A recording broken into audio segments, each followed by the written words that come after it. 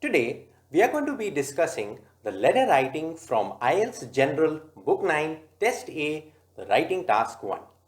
How to write a semi-formal letter. The topic is that you are working for a company and you need to take some time off and want to ask your manager about this. Write a letter to your manager. In your letter, explain to him why you want to take this time off. Give details of the amount of time that you need and suggest how your work could be covered while you are away. And begin with your letter as follows. Dear,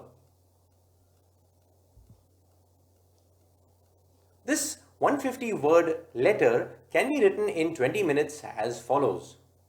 Dear Mr. Presley, now this is the opening salutation where you write a title and you write the last name only. In para 1, you write who you are and then mention the purpose of writing this letter.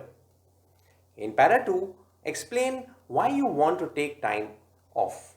In para 3, give details of the amount of time that you need. In para 4, suggest how your work could be covered while you are away. In para 5, summarize your letter. And lastly, you end with yours sincerely. Now this is the closing salutation for a semi-formal letter, and you can end in a full name, in this case Jason Bradley. The following slide shows an 8-band score sample of this letter.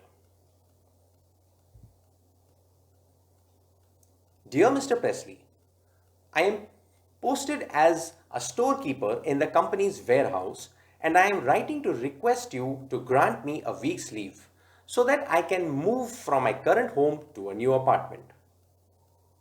I stay about 13 kilometers from here and I spend 2 hours on commuting daily.